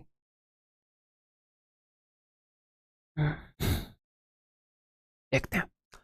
₹18,210 is invested in 3 schemes A, B and C for 5, 8 and 4 years respectively. If these 3 schemes give a simple interest of इतना इतना रेट है, ठीक है भाई। After completion of each scheme a person gets the amount, जो amount है जो भी हमें मिल रहा है, सिंपल इंटरेस्ट नहीं, अमाउंट वो इस रेशियो में मिल रहा है। अब से पहले जो अमाउंट है वो इक्वल ये बता रहे थे, अब इन्होंने कोई रेशियो दे दिया तो कोई दिक्कत नहीं है, इसके साथ इक्वेट कर देंगे, ठीक है। तो पहली स्कीम के अंदर 5 साल में 12% के हिसाब से कितना ब्याज मिलेगा, 12 पंजे 60, 60% हो जाएगा इंटरेस्ट और 160% क्या हो जाएगा अमाउंट। तो 160% ऑफ ए, और इन्होंने अब की बार रेशियो बताया है तो मैं रेशियो ही लिख लूँ।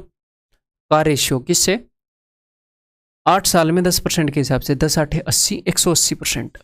Ratio 180% of B, ratio 12.5 into 4, इसका डबल 25 का डबल 50, तो अमाउंट हो जाएगा 150% of C is equal to 3:7:, clear.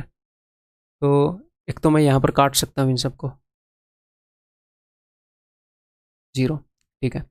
अब 16 ए की वैल्यू मुझे पता है, 18 बी की वैल्यू मुझे पता है, 15 सी की वैल्यू मुझे पता है, तो मुझे ए बी सी का रेशियो चाहिए। अगर 16 ए की वैल्यू 3 है तो ए की वैल्यू क्या हो जाएगी, 3/16, यानी कि ये सारी चीज़ें वहाँ जाकर डिवाइड कर देंगी। 18 बी की वैल्यू 7 है तो बी की वैल्यू क्या हो जाएगी, 7/18, सी की वैल्यू 4/15, ठीक है। अब आप क्या करोगे, अब आप इन सब को उस चीज़ से मल्टीप्लाई कर दोगे जो 16, 18 और 15 का एलसीएम है, 16, 18 और 15 का एलसीएम, उससे मल्टीप्लाई कर दोगे। हम एलसीएम से मल्टीप्लाई क्यों करते हैं, ताकि डिनोमिनेटर में ये वैल्यूज ना रहे, ये फ्रैक्शन में ना आए, ये इंटीजर में आ जाए। या फिर मैंने आपको दूसरा तरीका क्या बताया था इसी काम को करने का, सबसे पहले तो आप ये देख लो कि कुछ कट तो नहीं रहा, 3, 16, 7, 18, 4, 15 नहीं कट रहा, कुछ कट रहा होता है तो सिंपल हो जाती चीज़ें। दूसरा मैंने फास्ट तरीका क्या बताया था, एलसीएम लेने का दिल ना करे या एलसीएम थोड़ा सा मुश्किल लग रहा हो, आसान लग रहा हो तो हम ले लेंगे, तो क्या करो 16, 18 और 15 इनके प्रोडक्ट से मल्टीप्लाई कर दो। और ये काम मन ही मन में करने का है, ऐसे मैं लिखूंगा नहीं, ये मैं आपको समझाने के लिए लिख रहा हूँ। मुझे पता है कि जहाँ पर नीचे 16 है वहाँ पर 16 से 16 गया, वहाँ पर 18 और 15 आ जाएगा, तो ये हो गया 3, 18 और 15 रेशियो 7, जहाँ पर 18 है वहाँ पर 16 और 15 आ जाएगा। थोड़ा सा मैं फास्ट कर पाऊंगा, एलसीएम वेलसीएम लेना नहीं पड़ेगा, जहाँ पर नीचे 15 है वहाँ पर 16 इंटू 18 कर दूंगा। अब मेरे को थोड़ा सा काटना ज़रूर पड़ेगा ऐसे लिखूंगा, तो एलसीएम नहीं लिया तो मैंने एक्स्ट्रा चीज़ें कुछ ले ली, तो अब मैं काट लूंगा। इन तीनों में एक तो भैया 3 कॉमन है, 3 छिके 18, 3 पंजे 15, 3 छिके 18, और क्या कॉमन है, 6 कॉमन नहीं है, 2 कॉमन, 4 भी कॉमन है कि 4 भी नहीं है, 2 कॉमन है, तो 2 3 6, 2 8 16 है, 2 3 6, ठीक है। तो रेशियो क्या हो गया, 3 3 9, 15 निम्मे 135, रेशियो 8 पंजे 40, 280, रेशियो 16 चौके 64, 3 चौके 12, 3 छिके 18 और 1 19, 192। ए बी और सी का रेशियो मिल गया हमें,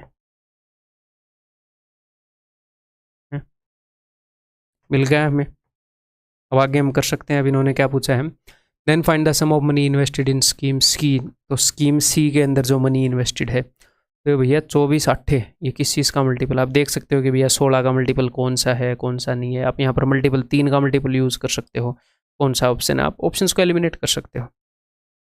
जैसे ये 4 और 3 7 और दोनों, ये 3 का मल्टीपल है, 8 और 8 ये तो नहीं है, देखते हैं एलिमिनेट होते हैं कि नहीं। ये भी नहीं है, 3 का मल्टीपल 5 और 7 और 13 और 5 18 ये भी है, तो इन दोनों में से एक आंसर होएगा।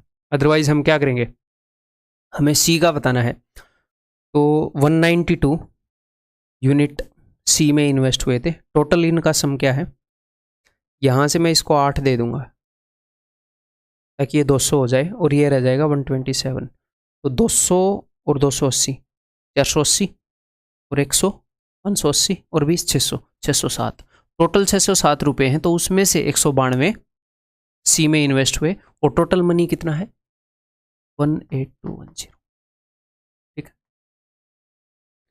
607 ये एंड में 3 दूनी 6 आएगा और एक 0 आएगी, so that is this option,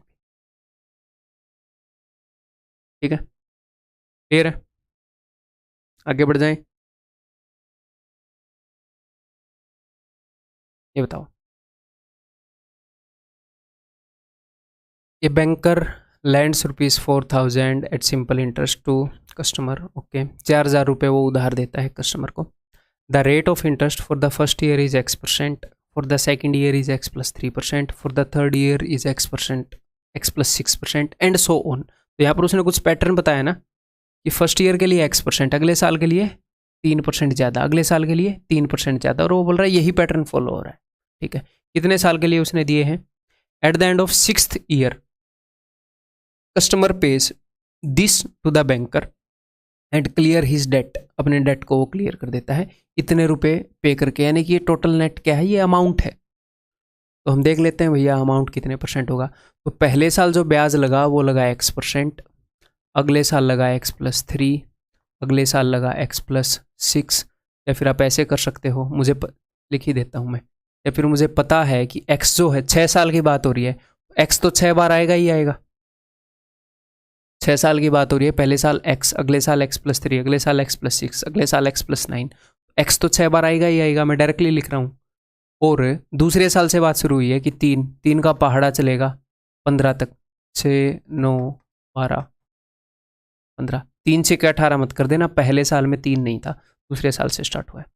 ठीक है, और बिकॉज ये AP में है 3, 6, 9, 12, 15, तो जब आप एवरेज चैप्टर करोगे तो आपको पता चलेगा कि ये जो AP है इसकी एवरेज ये है 9। अगर एवरेज 9 है तो ये 5 चीज़ें हैं, इनका सम होएगा 9 5 45। तो जब आप एवरेज चैप्टर करोगे तो आपको पता चल जाएगा कि 6x + 45%, इतने परसेंट वो ब्याज देगा। ठीक है, इतने परसेंट ब्याज लगेगा, और उसने ब्याज कितना दिया है? उस बंदे ने इतने रुपए दे के अपना पीछा छुड़ा लिया। तो मैं देख लेता हूँ कि उसने ब्याज कितने परसेंट दिया। परसेंटेज में ब्याज इतना है, जिसके अंदर x भी इंक्लूडेड है, x है, वेरिएबल है, मैं नहीं बता सकता। तो मैं एक्चुअल में ब्याज कितने परसेंट है वो मैं देख रहा हूँ। तो 4,000 रुपये के ऊपर उसने 7,480 रुपये दिए, तो कितना ब्याज दिया भैया? 3,480, 3,480। और ये कितने परसेंट है? उसका 1% कितना है? 40। तो 40 इसमें जितनी बार आएगा उतने ही परसेंट उसने ब्याज दिया। तो this is equal to this, ये भी ब्याज है परसेंटेज में, ये भी ब्याज है परसेंटेज में। अब इसको कैलकुलेट करते हैं। 4 8 32, 4 7 28, उसने 87% ब्याज दिया टोटल, तो जिसमें से 45 यहाँ पर कवर हो गया। 45 उधर जाके घटेगा, तो 6x की वैल्यू क्या हो जाएगी? 7 में 5 गए 2, 8 में 4 गए 4, 42%। 6x इज इक्वल टू 42%, तो 6 7 42, x is equal to 7%। That is option B. ठीक है, ठीक ठाक चल रही है ना वीडियो? बताओ जी, ये बताओ। मैं चाहता हूँ कि आप इसमें एलिगेशन वगैरह भी हम लगा सकते, एलिगेशन लगा सकते हैं, वेटेड एवरेज लगा सकते हैं, बट वो लगाने की ज़रूरत नहीं है। बहुत ही शानदार तरीके से हम इस क्वेश्चन को कर सकते हैं। थोड़ा सा टाइम देना, थोड़ा सा सोचना, फिर उसके बाद मेरा सोल्यूशन तो आप देख ही सकते हो, कभी भी देख सकते हो। ए पर्सन इन्वेस्ट सब money in 2 banks in the ratio 11:9।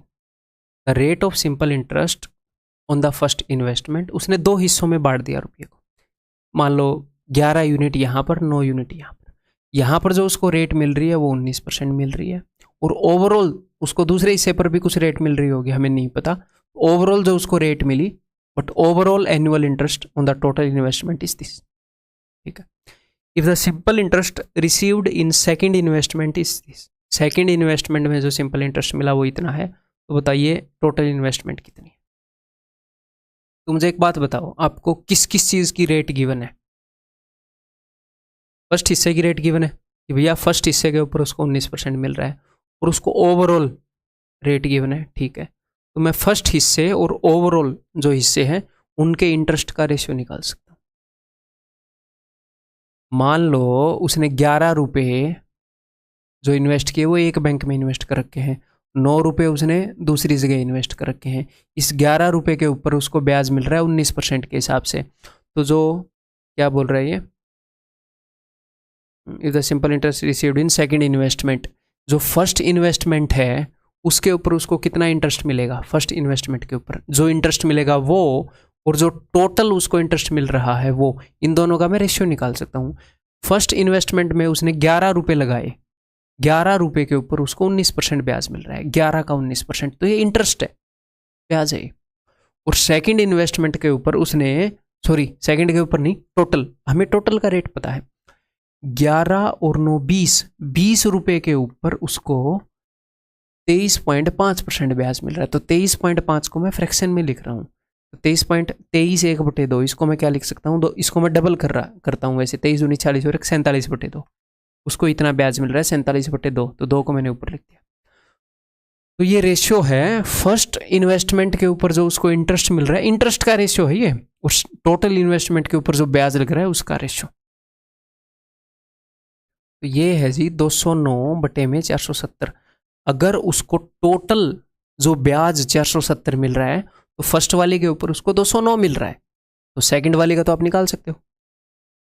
Total overall ब्याज अगर उसको 470 मिल रहा है, तो फर्स्ट वाले के ऊपर 209 मिल रहा है, तो घटाओ 470 में से इसको, तो 70 में से 9 गए 61, 4 में से 2 गए 2,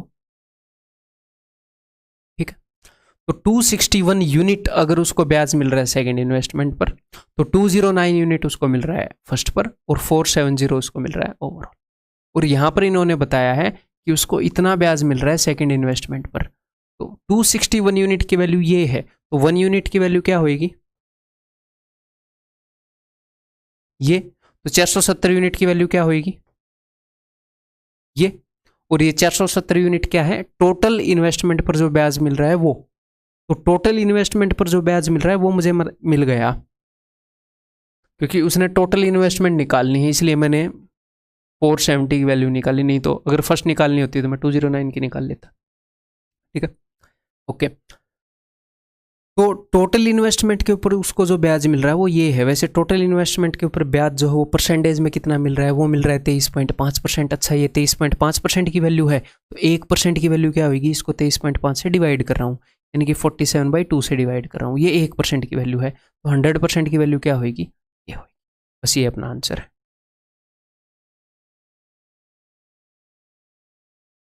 5 पर जा रहा है, 5 दूनी 10, 10 के आगे 3 0, that is 10,000, and answer is option B, ठीक है, क्लियर है। और मान लो कभी कभी ये हो कि आपको फर्स्ट टाइम में क्वेश्चन वैसे स्ट्राइक ना हो जैसे मैं सोल्व करके दिखा रहा हूँ, तो कई बार स्टूडेंट फ्रस्ट्रेट हो जाते हैं कि मेरे को ऐसे क्यों नहीं स्ट्राइक हो रहा फर्स्ट टाइम में। मुझे एक बात बताओ, अगर आपको फर्स्ट टाइम में वैसे स्ट्राइक हो जाता तो मेरे पास क्यों आए फिर। तो डेफिनेटली कई क्वेश्चन आपको फर्स्ट टाइम में बेस्ट वे से स्ट्राइक हो जाएंगे, कई क्वेश्चन नहीं होएंगे, और यही हमने सीखना है, उसमें फ्रस्ट्रेट नहीं होना। ये कोई ऐसी बात नहीं है कि मतलब आपके साथ ही हो रही है, सबके साथ हो रही है, टेंशन मत लो, ठीक है। अगर आपको फर्स्ट टाइम में उसी तरीके से स्ट्राइक हो रहा है और मैं 5-7 साल पढ़ा के उस तरीके से मेरे को स्ट्राइक हो रहा है, तो फिर ऐसे तो मेरी बेइज्जती कर रहे हो आप। मतलब 7 साल हमने ऐसे ही निकाल दिए, मैं भी वहीं पर, आप भी वहीं पर। तो बिकॉज आप कुछ सीखने आए हो तो आप बहुत सारी चीज़ें सीखोगे भी। तो ऐसे फ्रस्ट्रेट मत होना जब आपको स्टार्टिंग में लेंदी मेथड्स स्ट्राइक हो, कोई दिक्कत नहीं है, ठीक है, ये सबके साथ होगा। अगे, a person has invested some amount for a specific period of time. कुछ रुपए एक बंदे ने इन्वेस्ट कर दिए कुछ टाइम के लिए, उसने बताया नहीं कितने टाइम के लिए। If the rate of simple interest is 15% per annum then the amount becomes this. अगर rate of interest 15% per annum हो तो अमाउंट इतना बन जाता है, और अगर रेट 6% हो, if the rate of simple interest is 6%, तो अमाउंट इतना बन जाता है। तो हमने बताना है सम कितना है। तो मैंने मान लिया कि जो टाइम है वो T ईयर्स है, ठीक है। तो जब rate of interest 15% per annum है तो अमाउंट, ना कि ब्याज, अमाउंट इतना बन जाता है। तो भैया अगर टाइम T ईयर्स है तो टोटल ब्याज कितने परसेंट लगेगा, 15 × T%। और अमाउंट की बात हो रही है तो नेट अमाउंट कितना होएगा, 100% प्लस 15 × T%। इसकी वैल्यू है, मेरे को यार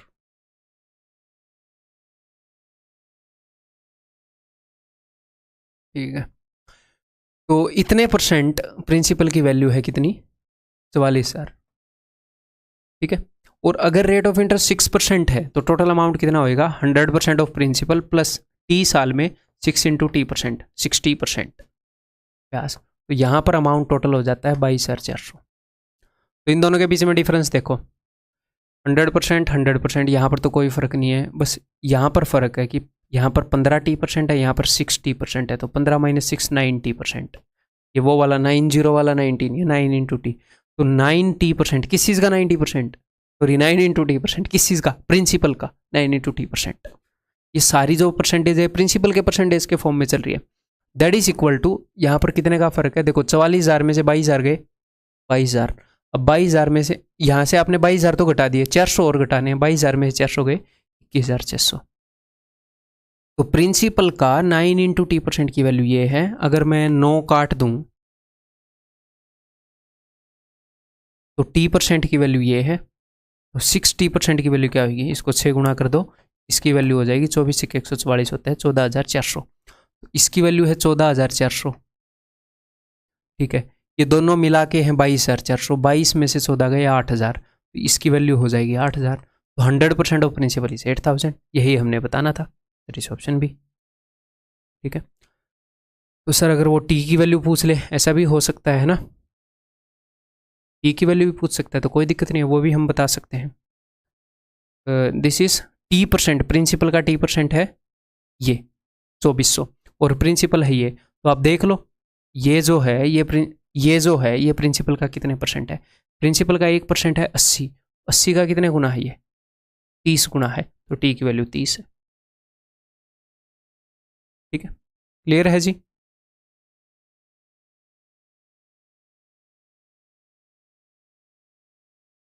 the simple interest on a certain sum for 2/3 years at 6.34% is 8,820.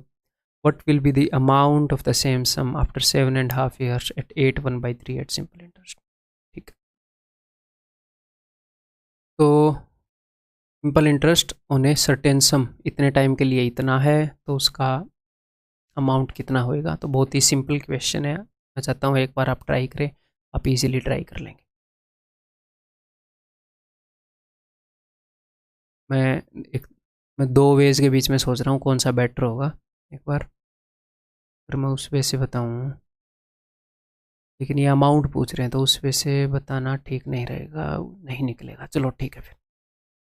तो भाई फर्स्ट वाले केस में इतने टाइम के लिए इतने परसेंट रेट के हिसाब से, तो सबसे पहले आप देखो कि ब्याज जो लगा है वो कितने परसेंट है, वो हमें कैसे पता लगता है, रेट इनटू टाइम, कि ब्याज कितने परसेंट लगा है।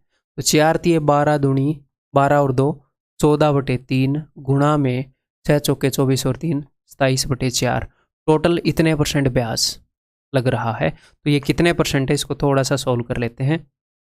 2 दूनी 4, 2 7 14, 3 निम 27, तो 63/2%। तो 63/2% की वैल्यू कितनी है, इसकी वैल्यू है 8,820। अब ये क्या पूछ रहे हैं, ये पूछ रहे हैं कि भैया अमाउंट कितना होगा, ठीक है। तो 100 जोड़ देंगे ब्याज के अंदर, अमाउंट कितना होगा सेम सम के ऊपर 7.5 ईयर्स में। तो सबसे पहले मैं देख रहा हूँ कि ब्याज कितने परसेंट लग रहा है, तो 7.5 का मतलब है 15/2, रेट है 8 × 24 और 1 25/3 प्लस में 100, है ना। ये ब्याज है और मैंने 100 जोड़ दिया, क्यों, क्योंकि हम अमाउंट निकाल रहे हैं। अगर ब्याज 20% है तो अमाउंट 120% होता है, तो मैं 100 जोड़ रहा हूँ, जितना सिंप्लीफाई होएगा कर लेंगे, ठीक है। तो ये टोटल कितना हो जाएगा भाई, 2 × 100 200, 25 × 5 125, तो 325/2%। इतने टाइम में इतने परसेंट के हिसाब से जो अमाउंट होगा वो प्रिंसिपल का इतने परसेंट हो जाएगा, और प्रिंसिपल के इतने परसेंट की वैल्यू गिवन है, इतने परसेंट की निकालनी है, बहुत ही सिंपल है, कोई मुश्किल बात नहीं है। 63/2% की वैल्यू इतनी है, तो 1% की वैल्यू होएगी 8,820 बटे में 63/2, और इतने परसेंट की वैल्यू होएगी गुणा में 325/2, and that's it, that's your answer, ठीक है। 2 से 2 कट गया, 21 × 63, 21 चौके 21 दूनी 3 14, ठीक है, 1 0, 14 × 5 70, 14 दूनी 28 और 7 35, 3 42 और 3 45, 45,500 ऑप्शन। क्लियर है, MTS का क्वेश्चन है। आगे बढ़े,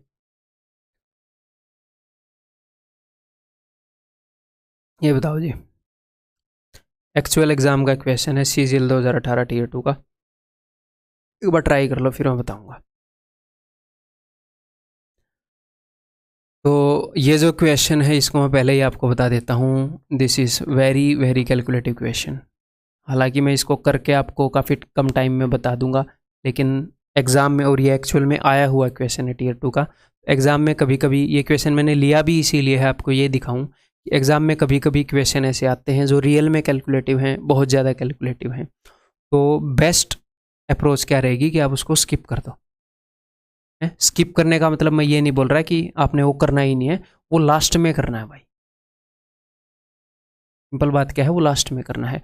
और जो क्वेश्चन एक्चुअल में कैलकुलेटिव है, जैसे मान लो मैं आपको ये बोलूँ कि एग्जाम में मान लो एक बहुत ही सिंपल क्वेश्चन आ गया, 3512 इंटू 8713। ये बहुत ही सिंपल है। सिंपल का क्या मतलब है, इसमें कोई भाई भयंकर कंसेप्ट है? कोई कंसेप्ट नहीं है।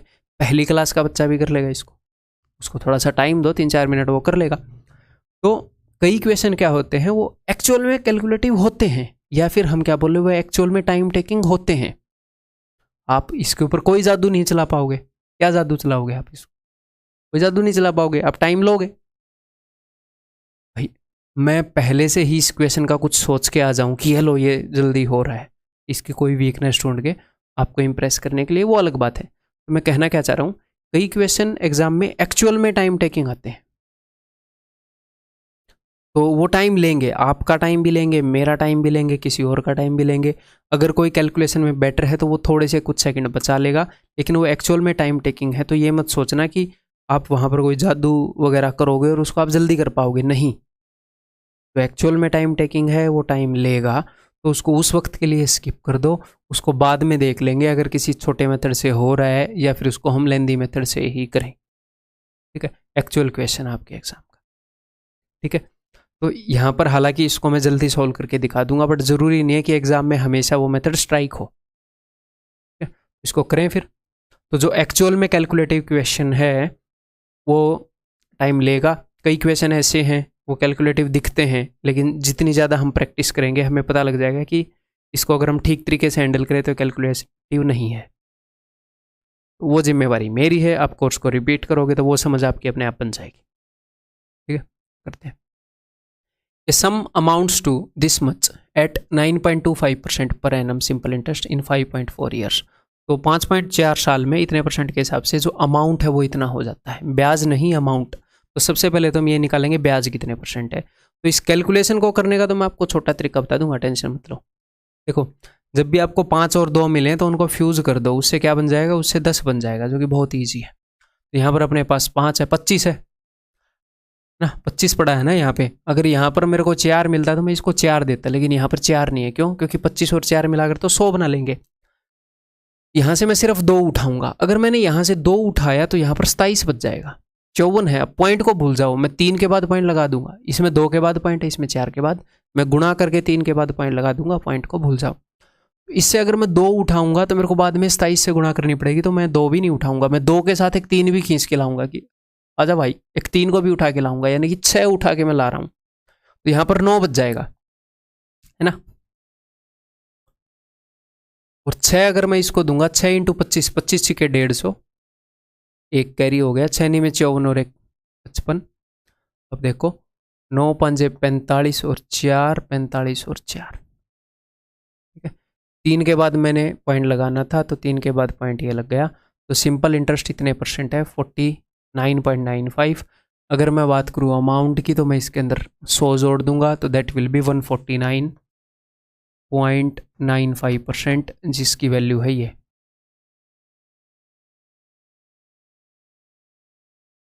इतने रुपए। तो प्रिंसिपल के इतने परसेंट की वैल्यू ये है। तो what will be the simple interest on the same sum. Same sum के ऊपर सिंपल इंटरेस्ट क्या होगा, इतने साल में इतने परसेंट रेट के हिसाब से।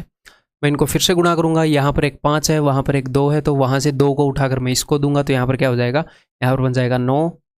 और यहाँ पर क्या बन जाएगा, अगर मैंने 2 उठाया तो पॉइंट को भूल जाओ, यहाँ के पॉइंट को अलग ही मैंने रख लिया। 43 4.3 ऐसे मान लेते हैं ना। ठीक है, तो 9 3 27, 9 चौके 36 और 2 38। ठीक है। तो 38.7% की वैल्यू मुझे निकालनी है, इतने परसेंट की वैल्यू गिवन है। तो एज ए कंसेप्ट इस क्वेश्चन के अंदर कुछ है। अगर मैं 9.25 की जगह 5 कर दूं और इसे 5.4 की जगह 10 कर दूं, अगर मैं वैल्यूज़ को बदल दूं, अगर मैं इजी वैल्यूज़ पुट कर दूं, हैं, इसकी जगह 8 कर दूं, इसकी जगह 2 कर दूं, तो इस क्वेश्चन में कुछ रह नहीं जाएगा। यानी कि ये क्वेश्चन जो है कंसेप्चुअली स्ट्रॉन्ग नहीं है, कंसेप्ट स्ट्रॉन्ग नहीं है, ये कैलकुलेटिव है, कैलकुलेशन के कारण ये स्ट्रॉन्ग हो रहा है, कैलकुलेशन के कारण ये टाइम ले ले। हमें क्वेश्चन को ऐसे पहचानना भी आना चाहिए। ठीक है, तो इतने परसेंट की वैल्यू गिवन है, इतने परसेंट की वैल्यू निकालनी है, तो बहुत ही ईजी तरीका है। इतने परसेंट की वैल्यू अगर गिवन है तो 1% की वैल्यू क्या होगी, दिस डिवाइडेड बाई दिस, और इतने परसेंट की वैल्यू क्या होगी, गुणा में दिस। उसको आप सोल्व कर लो, आंसर टिक कर दो आगे। एक तो वो तरीका है, लेंदी तरीका है, मैंने उस कैलकुलेशन को करके भी देखा है, दिमाग खराब करने वाली कैलकुलेशन है, बिना वजह लेंदी जा रहा है। तो फिर मैंने सोचा कि क्यों ना इसको अप्रोक्सीमेट करें। और एग्जाम में हो सकता है पहली बार आप मेरे को एक क्वेश्चन दोगे तो मैं अप्रोक्सीमेट ना भी करूं, क्योंकि भैया एग्जामिनर कई बार ऐसी रकम भी देता है जो इजीली कट जाती हैं, तो हो सकता है मैं काटने में टाइम वेस्ट कर दूं, बाद में पता चले ये इतनी इजीली कट भी नहीं रहा है ना। तो इसलिए मैं आपको ऐसे फैंसी चीज़ें नहीं बताऊंगा। जो क्वेश्चन एक्चुअल में कैलकुलेटिव होगा, मैं ऑनेस्टली बोल दूंगा एक्चुअल में कैलकुलेटिव है, मैं जादू करके नहीं दिखाऊंगा ना। हाँ, अब इस क्वेश्चन को कैसे डील करेंगे, इस तरह का अगर क्वेश्चन आ गया तो उसको डील करने का बेस्ट वे क्या रहेगा, हम देखेंगे वैल्यूज़ को अगर हम ट्वीक कर सकते हैं कि नहीं। देखो ये 149.95 है, तो ये 150% के लगभग है, बिल्कुल 0.05% ही कम है। और इसको मैंने थोड़ा सा बढ़ाया है, तो इसको भी थोड़ा सा बढ़ा लेते हैं। तो 14,395 है, तो इसको मैं 14,400 कर दूं। ये मैंने अप्रोक्सीमेट किया है। तो मैंने इसको कितना, इसको कुछ परसेंट बढ़ाया है और इसको मैंने कुछ जस्ट 4.8 बढ़ाया है। मैंने इतना ज़्यादा चेंज नहीं किया है, दोनों को बढ़ाया है। तो थोड़ी सी यहाँ की अप्रोक्सीमेशन थोड़ी सी इसको बैलेंस करेगी। और ऑप्शन में ऐसा नहीं है कि 2-3 का फ़र्क है, थोड़ा सा ज़्यादा का फ़र्क है, तो हम ठीक ठाक कर लेंगे काम। तो 150% की वैल्यू अगर इतनी है, किसी चीज़ का 150% ये है, तो 150% यानी कि 3/2 टाइम्स, तो वो वैल्यू कितनी होएगी, वो वैल्यू होएगी इसका 2-3 टाइम्स इतनी, यानी कि उसका 100% कितना हो जाएगा, 3 चौके 12, 3 8 24, 9600। तो मुझे 9600 का 38.7% निकालना है। तो 9600 का 1% कितना है, 96। तो 38.7% कितना हो जाएगा, 96 इंटू 38.7, खत्म।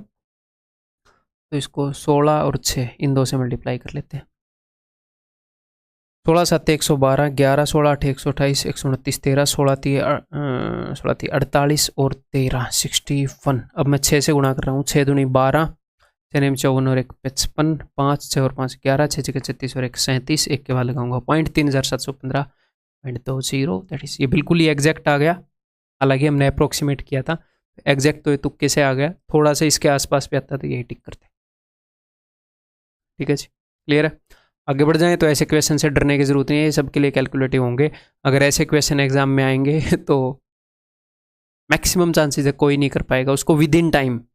अगर कोई करेगा तो वो 3-4 मिनट लेगा, तो वो उसी का नुकसान है। अगर वो उसको लास्ट में करने के बजाय पहले कर रहा है तो टेंशन नहीं लेनी। ठीक है, जो क्वेश्चन एक्चुअल में डूएबल है उनको करेंगे पहले एटलीस्ट। और वैसे क्वेश्चन 100 में से एक ही आता है, टीयर 2 में एक आ गया ऐसे काम का दिमाग खराब करने वाला, उसकी वजह से ना आपकी जॉब रुकती ना आपकी रैंक रुकती। ₹6000 becomes 7200 in 4 years at a certain rate of simple interest. If the rate becomes 1.5 times of itself, the amount of same principal in 5 years will be what? मज़ेदार क्वेश्चन है बहुत। देखो जी, सिंपल इंटरेस्ट क्या होता है, simple interest का formula मैं आपको बताता हूँ, बिल्कुल स्टार्टिंग में बताया था। Simple interest is equal to principal into rate into time divided by 100। ठीक है, तो 100 तो एक कांस्टेंट चीज़ है, 100 की वैल्यू तो 100 ही रहती है। प्रिंसिपल, रेट और टाइम चेंज हो सकते हैं। अगर आप प्रिंसिपल को डबल कर दोगे और बाकी चीज़ें सेम रखोगे तो सिंपल इंटरेस्ट डबल हो जाएगा। प्रिंसिपल का डायरेक्ट असर सिंपल इंटरेस्ट पर होएगा, है ना। रेट को 3 गुना कर दिया मैंने तो सिंपल इंटरेस्ट उतना ही गुना हो जाएगा, अगर बाकी चीज़ों को कांस्टेंट रखा। इसको 2 गुना कर दिया, इसको 3 गुना कर दिया तो सिंपल इंटरेस्ट 6 गुना हो जाएगा। मतलब मैं कहना क्या चाह रहा हूँ कि simple interest is directly proportional to principal rate and time. Principal rate और टाइम के डायरेक्टली प्रोपोर्शनल है। इनको जितना गुना करोगे उतने ही गुना सिंपल इंटरेस्ट हो जाएगा, सीधी बात है। और हाँ, अमाउंट उतने गुना नहीं होएगा, क्योंकि अमाउंट क्या होता है, अमाउंट का फॉर्मूला क्या है, अमाउंट का फॉर्मूला है प्रिंसिपल प्लस सिंपल इंटरेस्ट। ये प्लस आ गया, प्लस प्लस, यहां पर क्या है, गुणा है। ऐसे अमाउंट को मत करने लग जाना कि टाइम डबल हो गया तो अमाउंट डबल हो जाएगा, नहीं, सिंपल इंटरेस्ट। अमाउंट के फॉर्मूले के अंदर ये प्लस आ गया। चीजें जब गुणा में होती हैं तो ऐसे डायरेक्टली प्रोपोर्शनल होती हैं। तो अब इस चीज को हम यहां पर अप्लाई करते हैं कि 6,000 रुपये 7200 हो जाते हैं 4 साल में at a certain rate of simple interest if the rate becomes 1.5 times of itself the amount of the same principal in 5 years.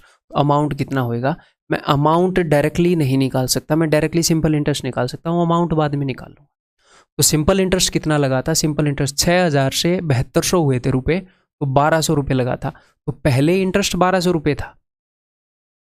अब मुझे एक बात बताओ, टाइम कितने गुना हो गया, पहले टाइम था 4 ईयर्स, अब टाइम है 5 ईयर्स। तो कोई भी चीज़ कितने गुना होती है कैसे पता चलता है, final value upon initial value, कि पहले 4 थी अब 5 हो गई, 5/4 टाइम्स। तो टाइम 5/4 टाइम्स हो गया, तो भैया ब्याज भी 5/4 टाइम्स हो जाएगा। और प्रिंसिपल तो उतना ही रहा है, 6,000 ही। तो ठीक है, जो जो चीज़ें चेंज हुई है उनका इफेक्ट मैं लिखूंगा। रेट जो है 1.5 गुना हो गई, तो भैया ब्याज के ऊपर इसका असर यही पड़ेगा, ब्याज भी 1.5 गुना हो जाएगा। तो अब इन दो चीज़ों के चेंज होने के कारण ब्याज इतना हो जाएगा, इनका असर मैंने ब्याज पर देख लिया। ठीक है, 4 दूनी 8, 8 से अगर आप काटोगे तो 15 पर, 15 पंजे 75 थी, ये 225 होता है शायद, तो 2250 अब इंटरेस्ट हो जाएगा। और प्रिंसिपल है जी 6,000, अगर आप इसके अंदर ये जोड़ोगे 8,250 नया अमाउंट हो जाएगा। ठीक है, that is option B. Clear है जी? ठीक है, बताओ।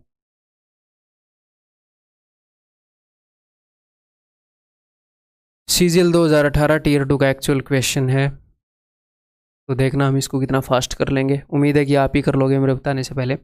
ए sum of rupees 10,500 amounts to this much. तो ब्याज कितना लगा है भाई, यहाँ पर इसमें से उसको मैं घटा रहा हूँ, 3,325 ब्याज इतना लगा है। तो इतना ब्याज लगता है इतने टाइम में किसी रेट पर। अब ये क्या बोल रहे हैं, what will be the simple interest on the same sum for 5 years at double the rate. तो टाइम कितने गुना हो गया, इतना था इतना हो गया, तो फाइनली हो गया 5, पहले था 5 से 15 और 4 19/5। ठीक है, तो टाइम का ये असर हो गया, और रेट हो गई डबल, तो ब्याज भी डबल। ये सिंपल है जी, तो इतना हो जाएगा आपका ब्याज। और इसने ब्याज ही पूछा है, 19 से कम 19, 13 में से 9 गई 4, 14 बचेगा, 19 7 133, तो 9 बचेगा, 19 पंजे 95। ठीक है, 5 और 2 मिलाकर तो 10 बना ही लेंगे। ठीक है, 5 इंटू 10 85 और 2 87, 8750, that is option B. Clear है?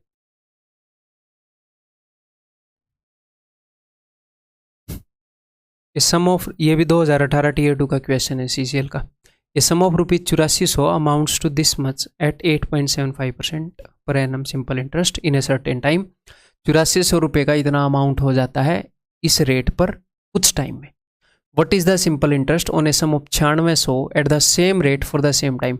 रेट सेम है, टाइम सेम है, सिर्फ प्रिंसिपल बदला है। तो प्रिंसिपल अगर डबल हो जाएगा तो डबल ब्याज, ट्रिपल हो जाएगा तो ट्रिपल ब्याज। देख लेते हैं प्रिंसिपल कितने गुना हुआ है, क्योंकि हमें पता है simple interest is directly proportional to principal rate and time. ये चीज़ें तो बदली नहीं, प्रिंसिपल जितने गुना हुआ उतने गुना सिंपल इंटरेस्ट हो जाएगा। तो पहले सिंपल इंटरेस्ट कितने गुना था भाई, घटाएं उससे, 110 में से 84 गए 26, पहले इसमें से मैंने ये घटा दिया। तो पहले इंटरेस्ट इतना था और प्रिंसिपल फाइनली कितना हो गया 9600, पहले कितना था 8400। That's it, simple. 12 7 84, 12 8 96, 7 ये 21, सत्तू सत्तू 49, सत्तू 8 56, 8 8 64, एंड में 4 आना चाहिए। एक्चुअल क्वेश्चन है आपके एग्जाम का ऑप्शन डी। ठीक है,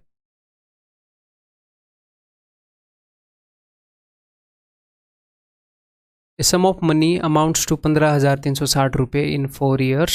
If the rate of interest becomes 1.2 times, then the amount becomes 16,032 in the same time. Then find the rate of interest. बताओ जरा, देखता हूँ आप बताओगे कि नहीं। इस क्वेश्चन में क्या क्या चेंज हुआ है? प्रिंसिपल चेंज हुआ है, प्रिंसिपल तो उतना ही है जितना पहले था। ठीक है, टाइम भी उतना ही है, इन द सेम टाइम। तो सिंपल इंटरेस्ट किस किस चीज़ पर डिपेंड करता है? सिंपल इंटरेस्ट डिपेंड करता है प्रिंसिपल पर, रेट पर, टाइम पर। प्रिंसिपल चेंज नहीं हुआ, टाइम चेंज नहीं हुआ, रेट डबल होएगी तो ब्याज भी डबल, रेट 3 गुना हो गई तो ब्याज भी 3 गुना, रेट जितने गुना हो जाएगी उतना ही गुना ब्याज हो जाएगा। ठीक है, तो रेट जो है 1.2 टाइम्स हो गई पहले से, यानी कि अगर रेट पहले 5 थी तो अब 6 हो गई। 1.2 का मतलब क्या है? 6/5 गुना। अगर रेट पहले 5 थी तो आज के दिन 6 हो गई। तो अगर पहले 5 यूनिट ब्याज लग रहा था तो आज 6 यूनिट ब्याज लगेगा। ठीक है, अब 1 यूनिट ब्याज ज़्यादा लग रहा है, और ये भी अमाउंट है, ये भी अमाउंट है। इन दोनों के बीच में जो भी डिफरेंस आएगा वो वही आएगा जो इस केस में एक्स्ट्रा ब्याज लग चुका है। तो इस सेकंड वाले केस में एक्स्ट्रा ब्याज कितना लगा है, तो इसमें से उसको घटाते हैं। तो 2, 13 में 6 गए 7, ये हो गए 672। तो सेकंड वाले केस में 672 रुपये एक्स्ट्रा ब्याज लगा है। तो पहले अगर ब्याज 5 लगा था तो आज 6 लग रहा है रेट के कारण। तो 1 यूनिट की वैल्यू इतनी है, तो पहले 5 यूनिट, पहले ब्याज कितना लग रहा था, इसको मैं 5 गुना करूँगा। 672 का आधा कितना हो जाएगा जी? 336, 3360। पहले इतना ब्याज लग रहा था। अब तो आप इजीली बता दोगे रेट ऑफ इंटरेस्ट कितनी है। इतना ब्याज लग रहा था पहले, ये अमाउंट है, ये ब्याज है। अब हम इजीली बता सकते हैं, अगर ये अमाउंट है, ये इंटरेस्ट है, तो प्रिंसिपल कितना होएगा? 15,360 में से 3,360 घटाओगे 12,000, 12,000 इंटरेस्ट है। 12,000 के ऊपर 3,360 रुपये ब्याज लगा है। कितने टाइम में? 4 साल में। तो 1 साल में कितना ब्याज लगेगा? 3,360 डिवाइडेड बाई 4। मैं इसको कैलकुलेट नहीं कर रहा, 1 साल में इतना लगेगा। तो ये 1 साल में कितने % लग रहा है जी? किसका परसेंटेज देखेंगे? इसका। तो इसका 1% कितना है? 120। तो 120 से डिवाइड करूंगा, 1% इसमें कितनी बार आ रहा है? नहीं, तो बस इसको सॉल्व कर लो, खत्म। 12 24, 12 से कट नहीं रहा। ठीक है, माई मिस्टेक, मैं 4 से काट रहा हूँ पहले। क्यों नहीं कट रहा यार 12 से? दिल तोड़ दिया, इंसानियत बाकी नहीं है आजकल।